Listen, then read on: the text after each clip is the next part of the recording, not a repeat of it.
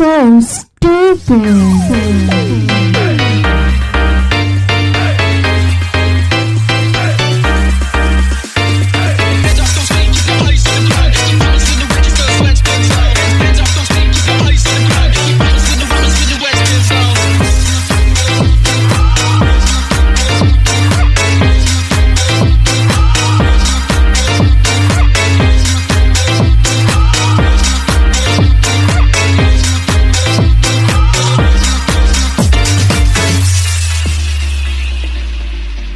Greetings and welcome to the most unpopular podcast on earth, the podcast no one listens to yet everyone talks about, here on Jazalien Radio, the number one radio station in the galaxy. I am your daddy, Jazalien.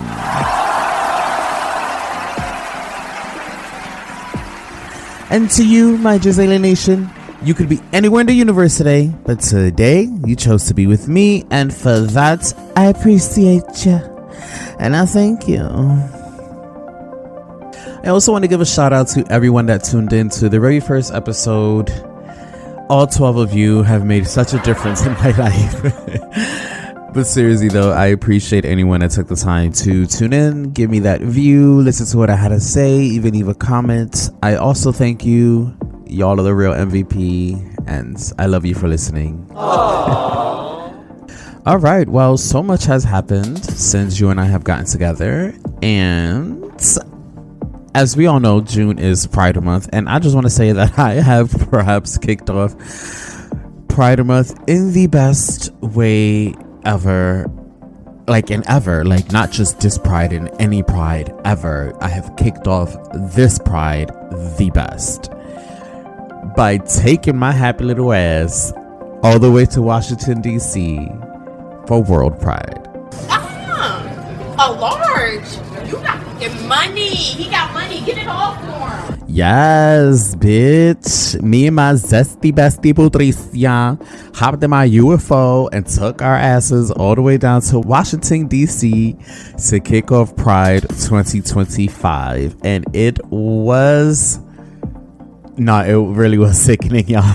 This was such a good time. I mean, besides the fact that, thankfully everyone was safe, which was most important. But to top it off, we just all really, really had a fun and chill time. Now, I'm not going to dive too into detail about everything that went down because so much did go down and there was so much to see and so much to experience. But the highlights for me, the absolute highlights, of course, was being able to go to World Pride, the festival, to see all of the artists that were there performing and doing their thing, who came out to show support for Pride. And y'all, this lineup was fucking bananas. Okay, let's just say that by the end of the weekend, my voice was gone, shot. Okay, because I screamed to the top of my lungs and I sang every song you could think of, to Betty Who, to Tinashe, to Rita Ora, to Trish Paytas, to Paris Hilton. There was just so many artists that were there, and I'm definitely not gonna not mention the one artist that completely just blew my fucking mind, just surpassed everything that I had expected, and it just gave me everything. When I tell you, y'all try to shit on her so bad, but y'all listen, y'all can never fucking make me hate her. Jennifer Lopez, J-Lo, the one. And I'm gonna say this: if you've never been to a J-Lo show, take your ass to a J-Lo show. Cut the shit. Stop being a hater. Stop doing whatever it is you're doing. Take your ass to a J-Lo show, okay? Because when I tell you that she gives 1,000% in all that she does, her set list was different than everyone else's. She completely elevated the visuals, gave us multiple costume changes, it gave us 3 new songs actually. One that's going to be on the new movie Kiss of the Spider Woman, coming out on October 10th. And she gave us a cover of George Michael's song Freedom.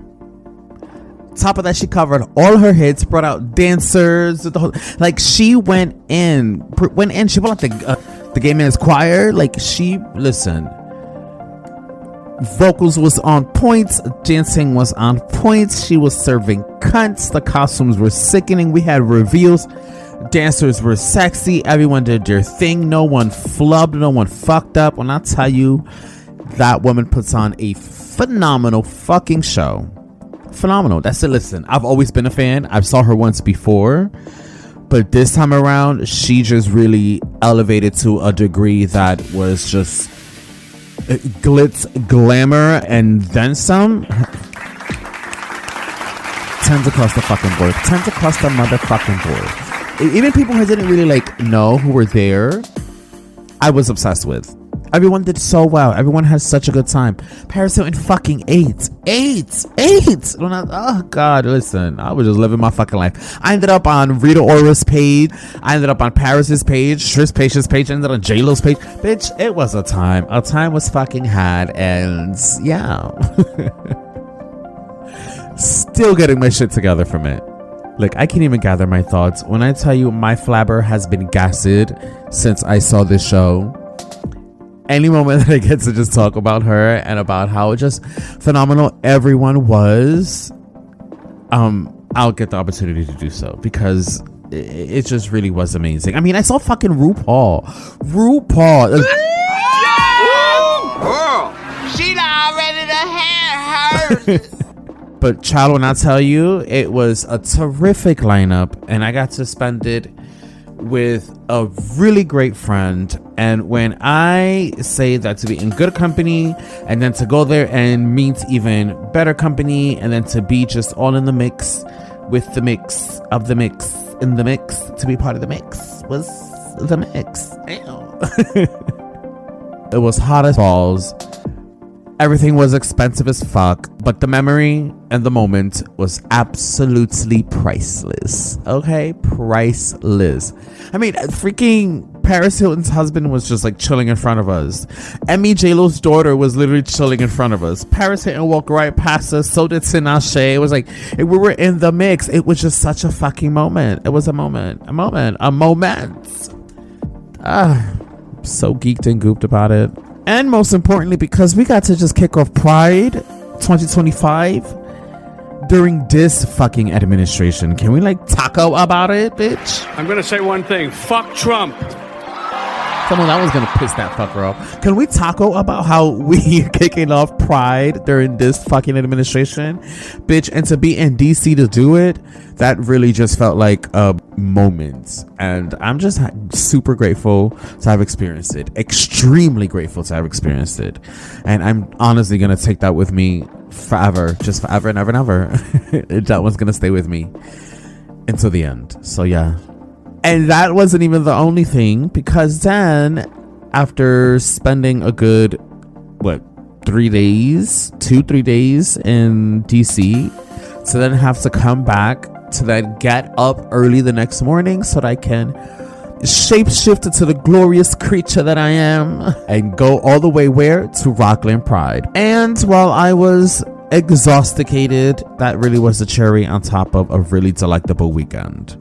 Just to be able to be at Rockland, entertain everyone again for another Pride. It's been over 5 years now since I've been doing this. So again, to be invited again, to be amongst everyone and to see all of those faces I haven't seen in a long time, because not everyone does get to come out to Maureen's Jazz Cellar, but it's great to just be amongst people, familiar faces, new faces, get to perform for everyone, which is always the best part, and just be amongst community. There's a really beautiful queer community in Nyack, and I just want to give y'all a shout out for being so supportive of each other, but also of me.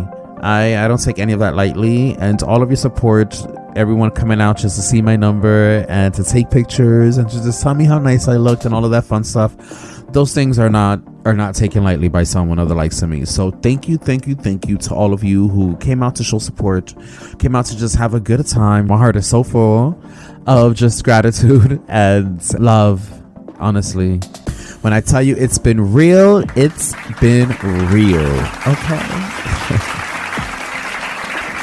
And I think the cool part about having experienced all of those different artists at World Pride is that each and every single one of them, one way, shape, or another, have influenced pop culture. And that, my lovelies, is what today's episode is about. And by the end of today's episode, I will be leaving you with my top 8 most influential and gag-worthy moments in pop culture history. But first, let's just take a quick commercial break, pay some of these bills, because when I say I do, I have to keep these lights on. I gotta keep these lights on, sis. So I'll see you hoes right after this.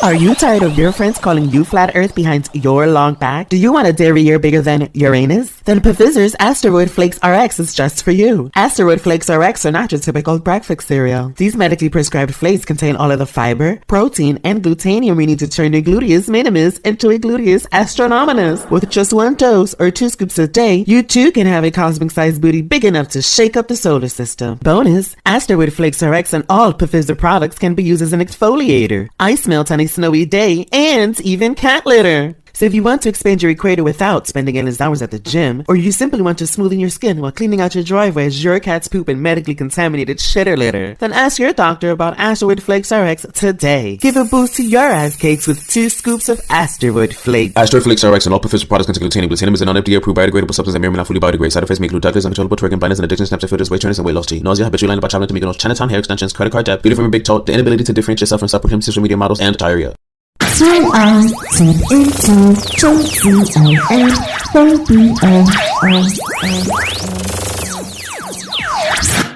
Welcome back to the show. I'm your host, Jazalien. Now, let's get to the real reason we're gathered here today, and that's to talk some pop culture shit. But before I dive face first into my favorite moments in pop culture history, allow me to briefly tease you on the history of pop culture itself. The phrase pop culture was coined sometime in the 19th century, maybe even sooner. Now, many may not know this, but popular culture was associated with clutch your pearls, bitch, poor education, and the lower classes, as opposed to the official culture, and I say that in quotes, which was higher education and the upper classes. However, with the rise of the Industrial Revolution in the 18th and 19th century, and with the rise of capitalism, people began to spend more money on entertainment. Reading also gained traction. Hoes were reading books, honey. When the first public railway opened in northeast England in 1825s, it created an increased capacity for travel amongst a growing consumer culture, and further creating both a market for cheap popular literature and the ability for its distribution on a large scale. And if we know consumer culture, we know that when the people want something, capitalism will indulge them with it. So the first penny serials were published in the 1830s to meet that growing demand.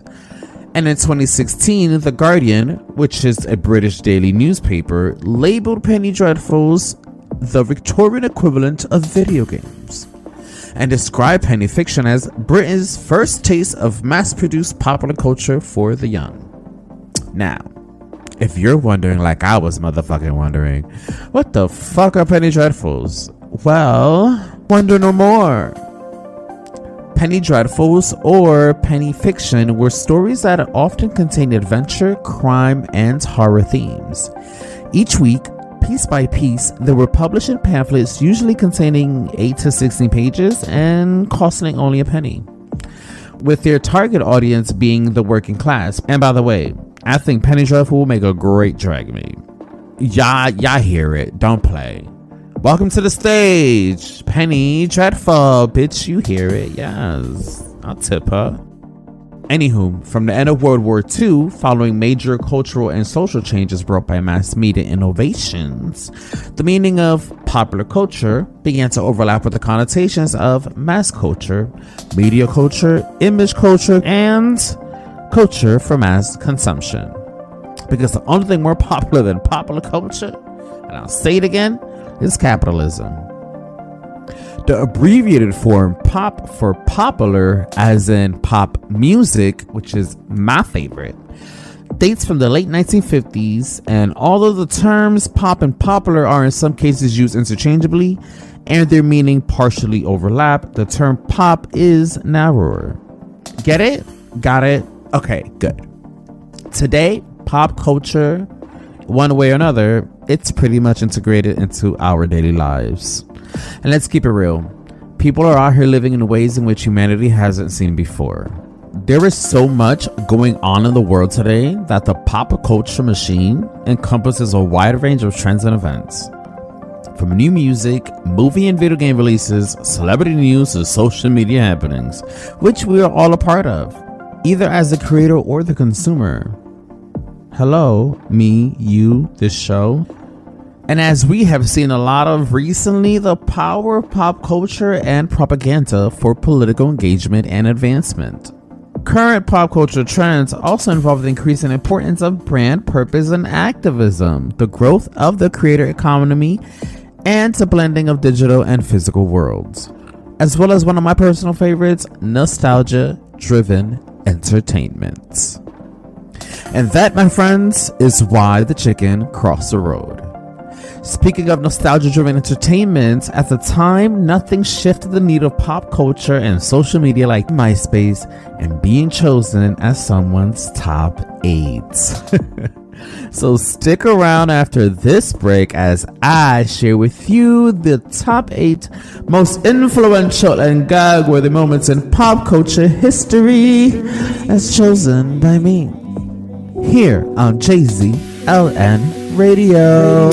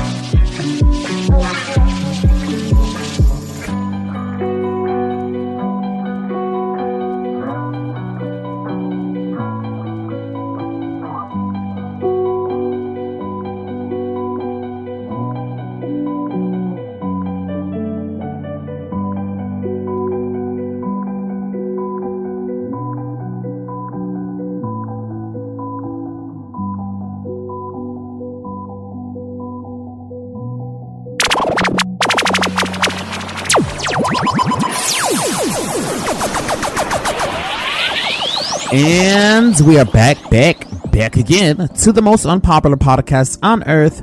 I am your host, putting the sass and eat my ass, Jazalien. Now, the moment we have all been waiting for.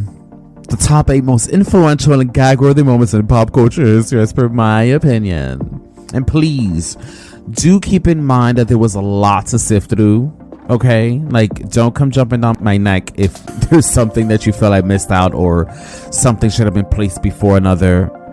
Okay, because it was not easy narrowing this list down.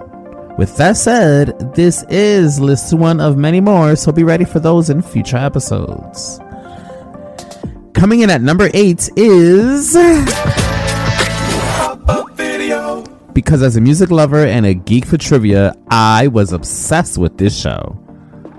Now, Pop-Up Video was a show that ran on VH1 from October of 96 to about August of 2002. And if you don't know much about the show, well, the series showcased music videos which were basically demystified with pop-up bubbles that contained trivia related to either the music video or the artist featured, or were just like random as fuck, which is probably why I have so much useless information in my head and I could just tell you some random shit for no reason because of Pop-Up Video. It's how come I know that nobody in Toto has ever been to Africa. And that Ginger Spice doesn't close the door when she uses the bathroom. And guess what? Neither the fuck do I. Okay? And it didn't just give us that. Okay? Pop-Up Video didn't just stop there. It also created a spin-off to another favorite show, Behind the Music, which basically gave an in-depth look into the lives of the artists beyond the bubble, okay, beyond the pop-up video. Busting through at number 7 is none other than the Tamagotchi of all decades, the 1990s. Because this decade gave us more than we knew we needed, creating a mix of iconic music, films, television shows, fashion trends, and technology. It's where alt music and grunge music dominated the charts. Hip-hop was more alive than ever before, and pop music saw a plethora of boy and girl bands with the rise of NSYNC, the Backstreet Boys, and my all-time favorite, the Spice Girls. The 90s didn't stop there though, because we also got TV shows like In Living Color, Married with Children, Martin, The Nanny, Living Single, and Will and Grace. Hello, iconic. And how could we not talk about the talk shows? Drop that zero and get you a hero. You know we gotta talk about the talk shows, honey. From Oprah to Jenny Jones, Montel Williams, Ricky Lake, and Jerry motherfucking Springer. Now we know why we're fucking crazy out here. By the way, does anyone remember the Richard Bay Show? Yeah, if you remember Richard Bay Show, then you're a lot older than what you probably tell people you are.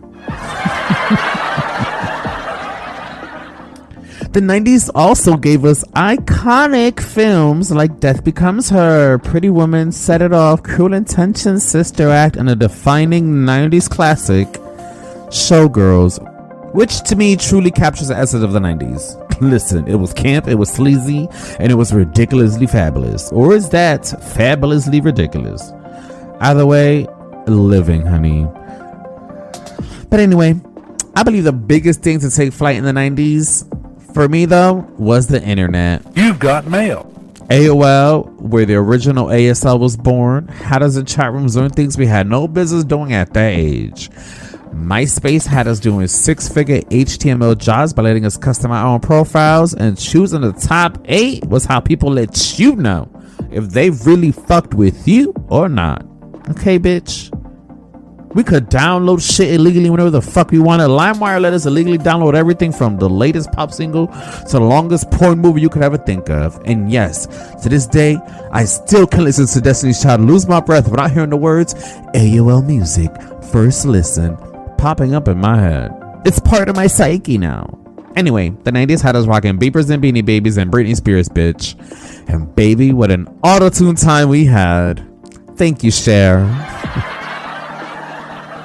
Ooh, my number 6 choice goes to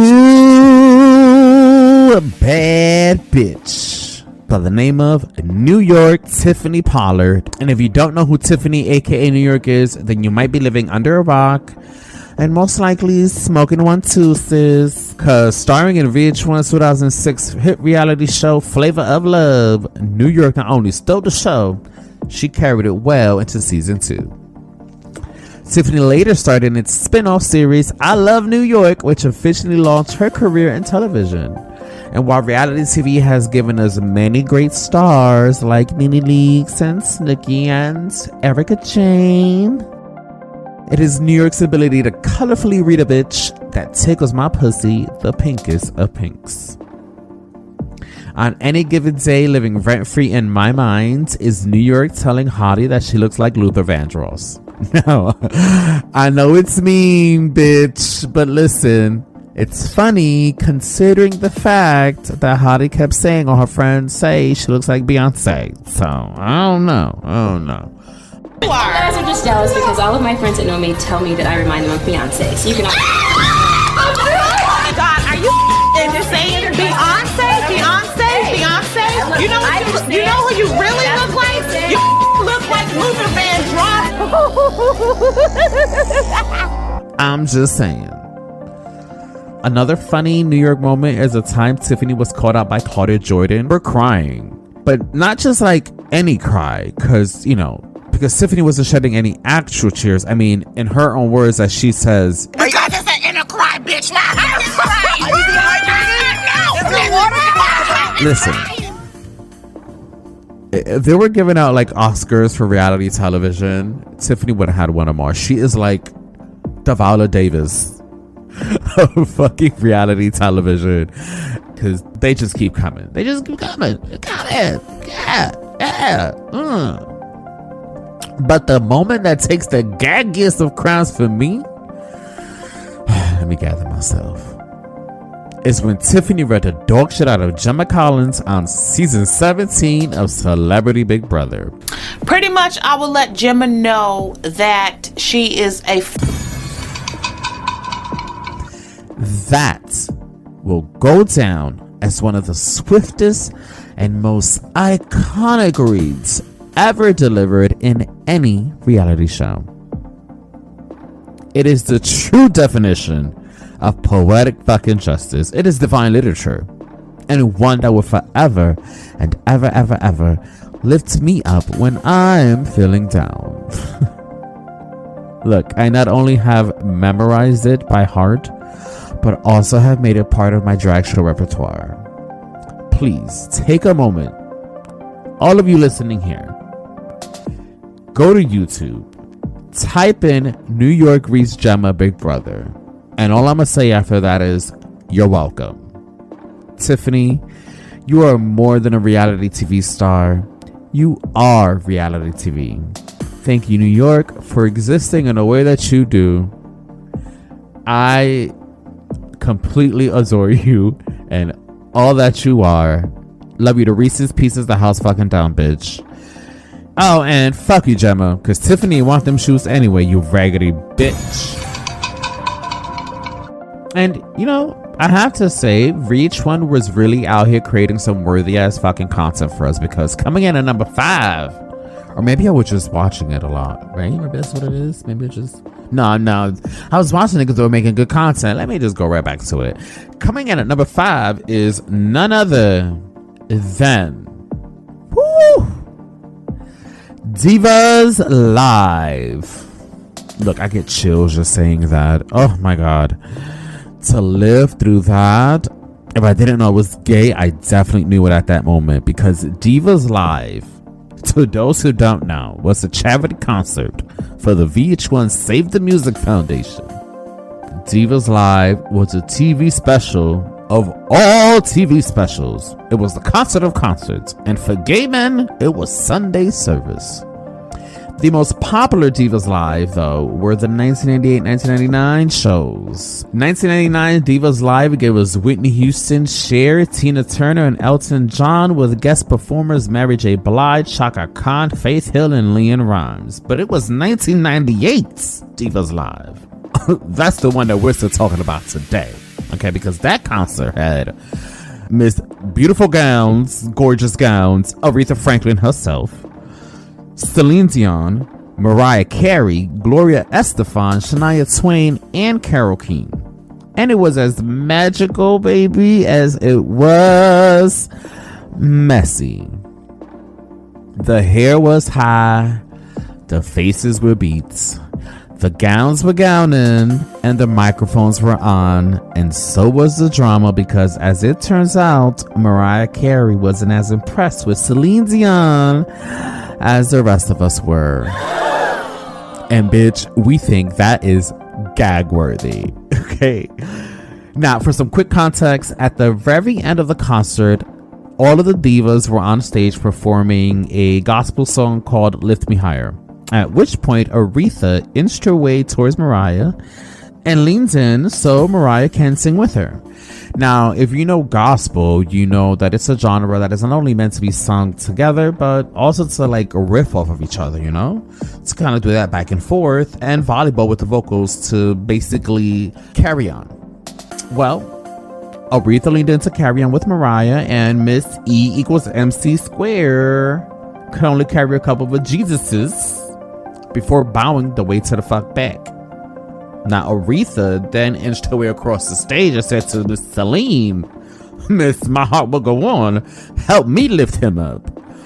Basically telling Celine to come through and send Jesus back to heaven, honey, because Mariah couldn't even send him off the stage. Anyway, Celine then stood forward and went head to head with Aretha in the same way Aretha was trying to go head to head with Mariah. Well, that moment must have really stood out to Miss Mariah, because she wrote about it in her memoir, The Meaning of Mariah Carey, 22 years later, okay? She didn't mention Celine by name. I don't know if that's because, you know, she doesn't know her. You know, Mariah's quite forgetful. But we all knew who the fuck she was talking about when she said, and I quote, "One of the divas didn't understand the culture of the court and tried to come for the queen." I don't know. It's my best Mariah, bitch. Anyway, let's just leave it at that. Besides the drama, though, as a young Jazalien, Divas Live was highly influential, and it showcased beautiful, brave, talented women of all genres and backgrounds own their star power.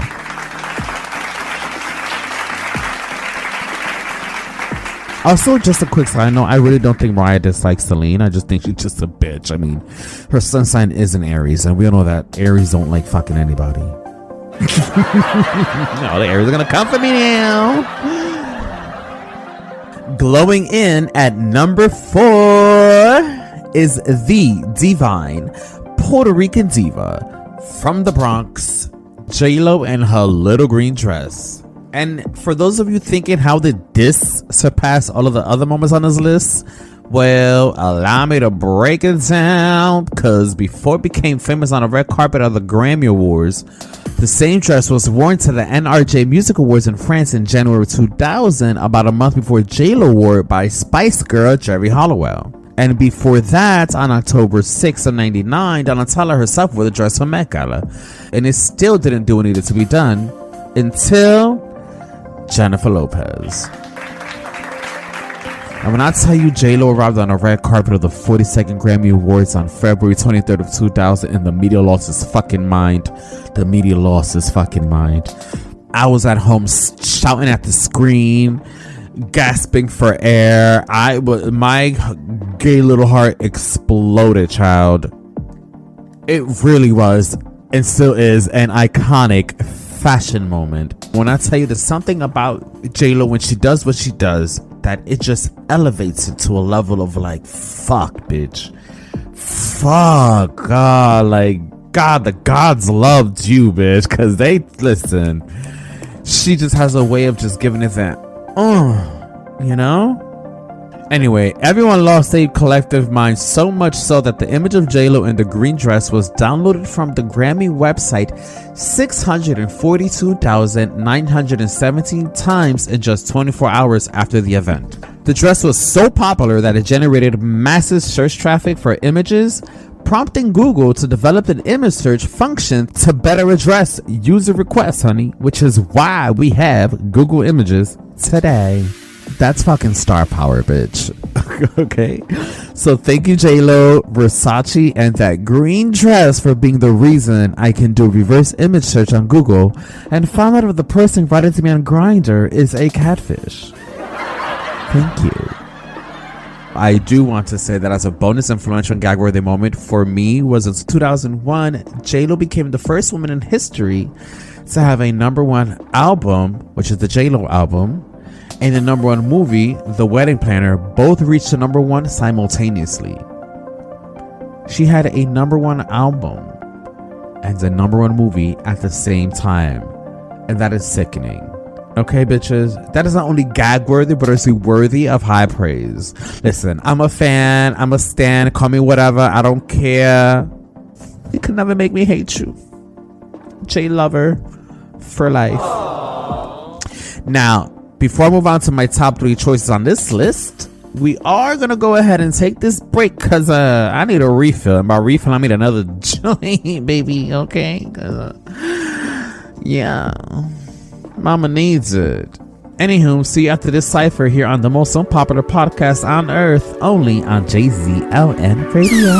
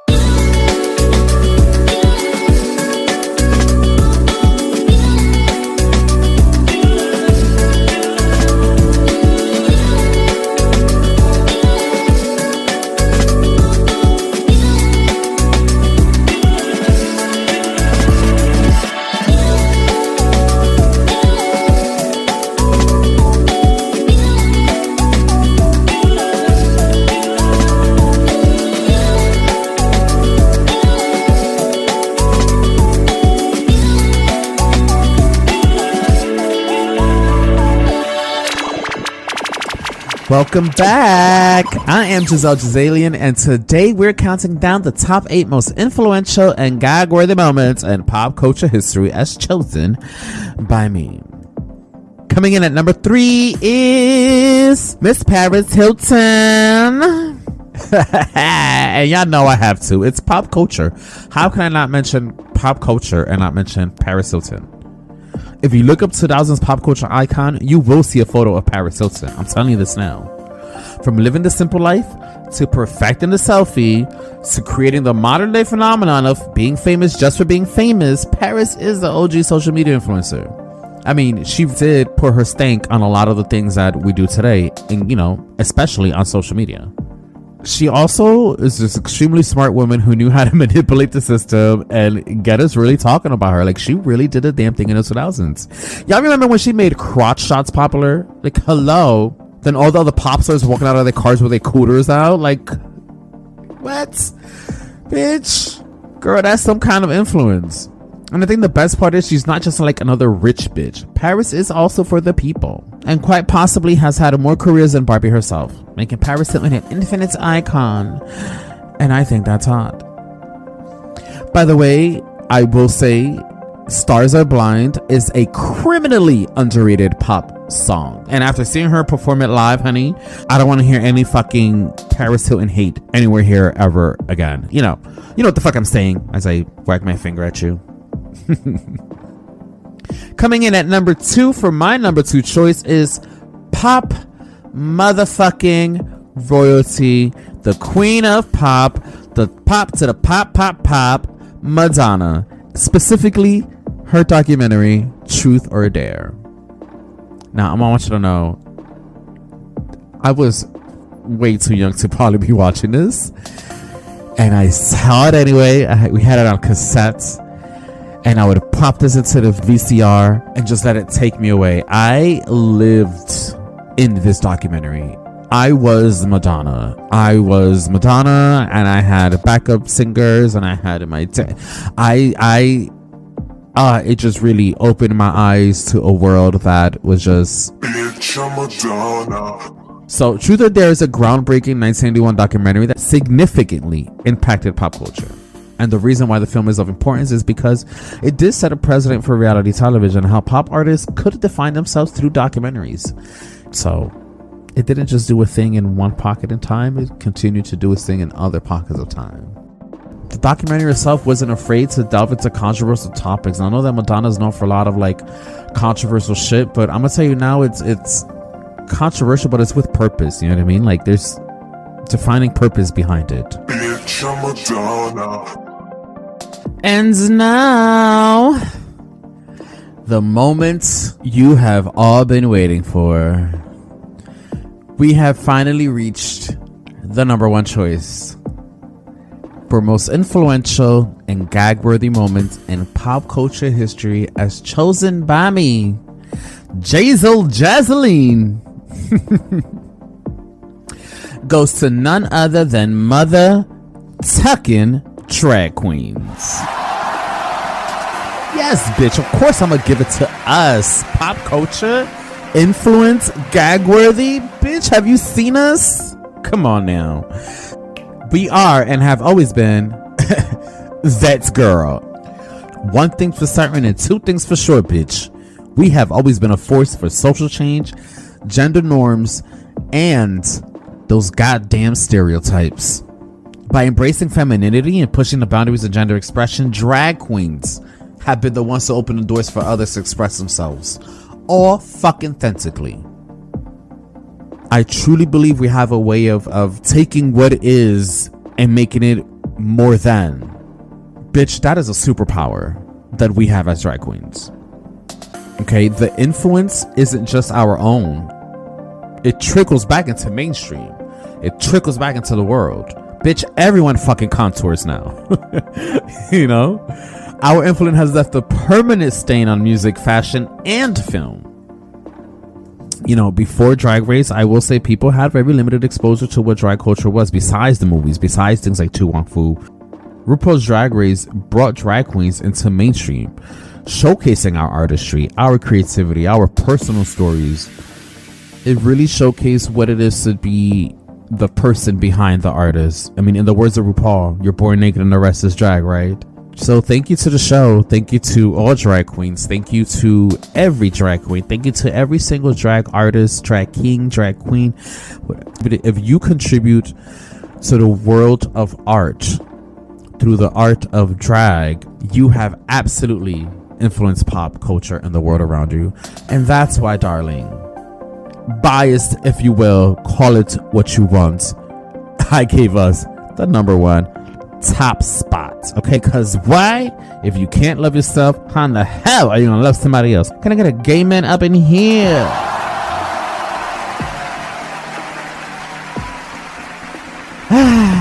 What a day, right? That was such a list. Thank you all for sticking it through with me. I appreciate the fuck out of you. But that concludes my choices for the top 8 most influential and gag-worthy moments in pop culture history. It doesn't end there though, because now I want to hear from you. What is a moment in pop culture history that inspired, influenced, or just simply left you gagging? Let me know in the comment section below, and I will feature your response in a future episode. And from here on out, you already know what it is. You can expect new bi-weekly episodes of the most unpopular podcast on earth here on Jazalien Radio, or wherever it is that you stream your favorite podcast. Also, follow us on Facebook at The Most Unpopular Podcast on Earth, on Instagram at The Most Unpopular Podcast, and subscribe to our YouTube channel at The Most Unpopular Podcast on Earth. You can also follow me on all social platforms under Jazalien. That's Jazalien, because that's who I am, and that's where the fuck I be. And Jazalien Nation, this marks the end of today's episode. I want to again thank all of you for joining me in my little corner of the universe. I'll say it once, I'll say it again, I'll say it 10 at a time. I am forever grateful for you. I'm forever grateful for your support, for you just hanging out with me and being here. It means the world. Thank you. Please take a moment for yourself and do something today that you will be thankful for tomorrow. You deserve it, bitch. And always remember, kids, you are superstars. Keep your head held high. Keep your eyes on the skies, because you never know. You could have seen a UFO, and I just might be the one driving that bitch. Peace, love, and stardust. I love you for listening. Bye.